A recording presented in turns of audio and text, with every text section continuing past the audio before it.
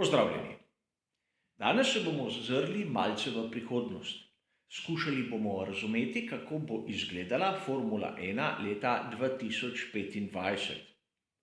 A seveda ta pogled v prihodnost nam bo tudi pomagal razumeti Formulo 1 v sedanjosti.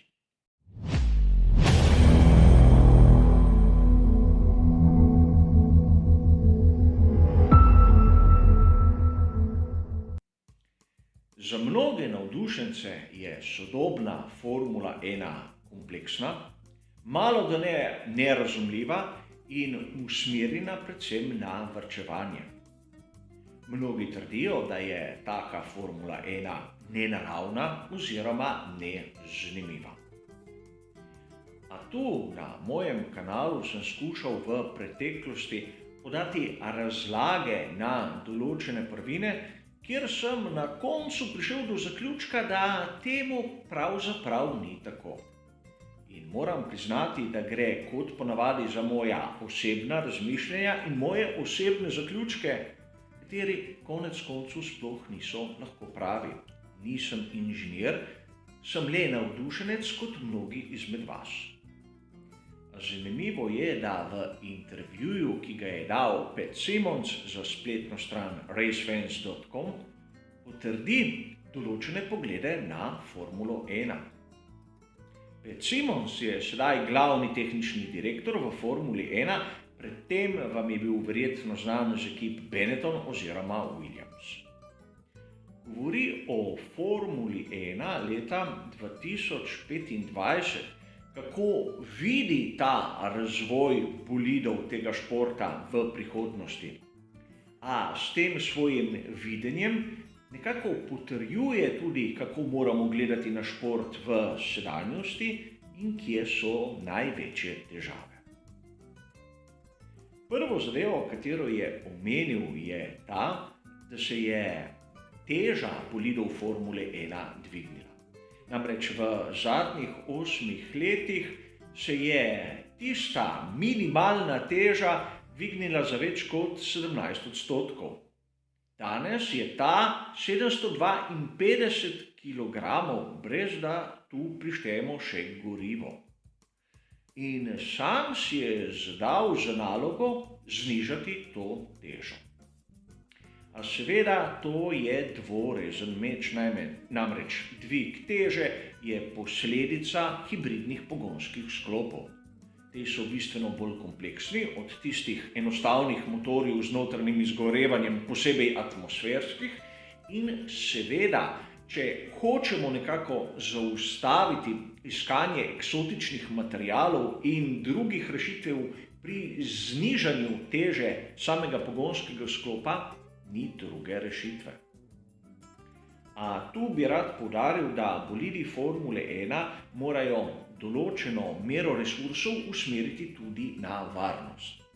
In sam Adrian Newey v svoji knjigi How to Build a Car je izrecno podčrtal, da ukolikor hočemo imeti varen bolid, mora biti ta težji. Več kot je materijala, bolj je lahko ta trden. In seveda zopet poenostavljena razlaga, ampak hočem poudariti, da tudi iskanje čim nižje teže ima tudi svoje slabosti. A če sedaj malce pozabimo na golo težo bolida, nam Pat Symonds v svojem intervjuju odpre zelo zanimiv pogled na količino goriva. Namreč mnogi navdušenci so skeptični glede omejitve količine goriva. V dirki lahko bolid porabi 110 kg. In Pat Symonds je dal za nek cilj v prihodnosti to znižati za približno 2/3. Nekako je povedal, da tam okrog 75 kg bi bilo po njegovem mnenju ustrezno. Seveda z uvedbo nove tipologije goriv.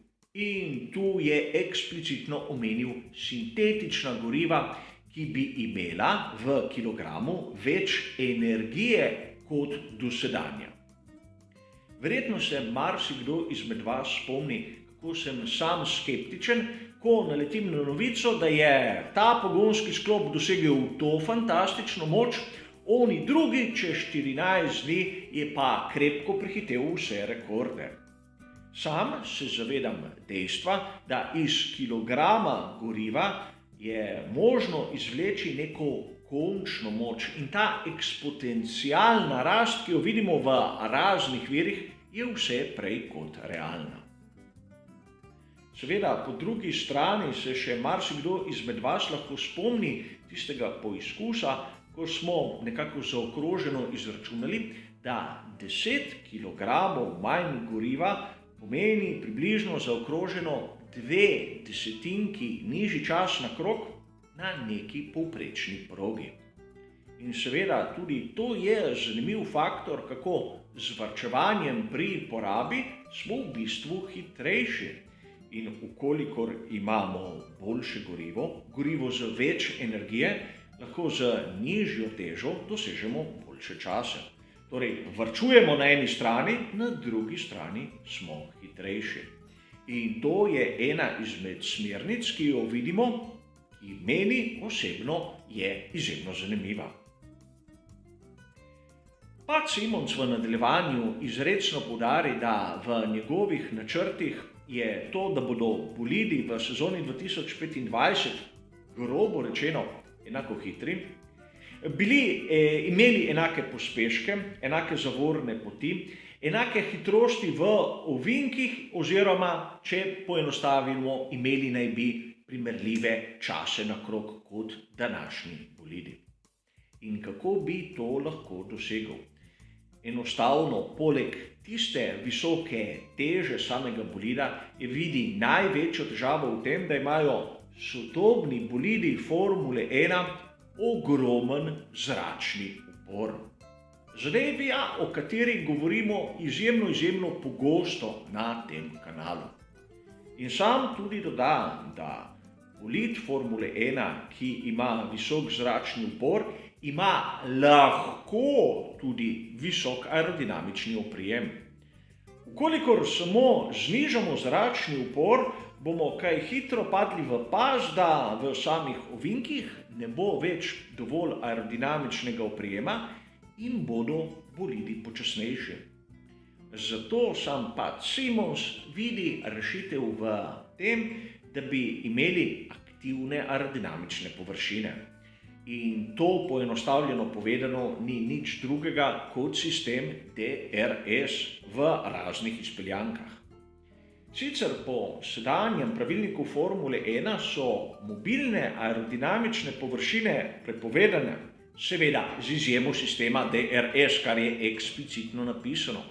Ampak kaže nam na to, kako moramo mi, navdušenci, razumeti bolid Formule 1. Namreč, ukolikor je hiter v ovinkih, ni rečeno, da bo dosegel najvišje končne hitrosti. Seveda, ukolikor je hiter v ovinku, ima visok aerodinamični oprijem, kar se pokaže v visokem zračnem uporu, ki bolid dobesedno zavira na ravnini, kjer pa tistega aerodinamičnega oprijema ne rabi. Da bomo bolje razumeli to povezavo med zračnim uporom in aerodinamičnim oprijemom, se moramo najprej ozreti malce v preteklost, v sezono 2020, ker je Lewis Hamilton na kvalifikacijah dosegel tisti krog, ki je danes mejnik. Namreč njegova povprečna hitrost je bila 264,362 km/h. Zaenkrat je to najvišja povprečna hitrost v krogu Formule 1. In seveda, vsi boste rekli, na tistih ravninah v Monzi je dosegel fantastične hitrosti. Zanimivo je nekaj drugega. V Monzi najvišja izmerjena uradna končna hitrost je tista, ki jo je dosegel Juan Pablo Montoya leta 2005 na zasebnih testiranjih in je 372,6 km/h. Ponavljam, leto 2005. Sicer Valtteri Bottas je na veliki nagradi Mehike leta 2016 dosegel 372,5 km/h med vikendom in v Bakuju neuradno, prav tako leta 2016 378. Tu bi rad poudaril, da v tisti sezoni je vozil za Williams. Torej, iz tega lahko nekako sklepamo, da so bolidi sodobne Formule 1 usmerjeni v to, da imajo res visok zračni upor, ker iščejo tisti oprijem, da bi bili čim hitrejši skozi ovinke. Seveda, rešitev za to težavo je kar nekaj. Od tiste aktivne aerodinamike, kar smo že omenili, do praktično iskanja oprijema na ravnem dnu. In seveda tudi o tem bo še govora v prihodnosti, kajti prihajajo novi bolidi Formule 1. A vseeno, kot ste razumeli, je zopet potrditev, da mi navdušenci, kolikor hočemo razumeti Formulo 1, moramo poznati lastnosti proge ter lastnosti samih bolidov. Enostavno je reči, da je Formula 1 kompleksna in nerazumljiva. A sam sem mnenja, da z neko osnovno izobrazbo lahko vsakdo razume, zakaj v Formuli 1 gre. Težava je v večini primerov tam, kjer nam teh osnovnih zadev ne razložijo. A naša dolžnost je, da sprašujemo in pravica, da odgovore dobimo. Seveda, zavedam se, da se lahko tudi sam marsikdaj zmotim in verjetno mnogokrat tudi se. A vseeno, ta članek mi je potrdil, da moje gledanje na določene tematiko Formule 1 ni zgrešeno, če ne drugega. In upam, da v prihodnosti bomo skupaj dobili marsikateri odgovor, ki bo te poglede še bolj potrdil. Za enkrat hvala za vašo pozornost ter seveda nasvidenje.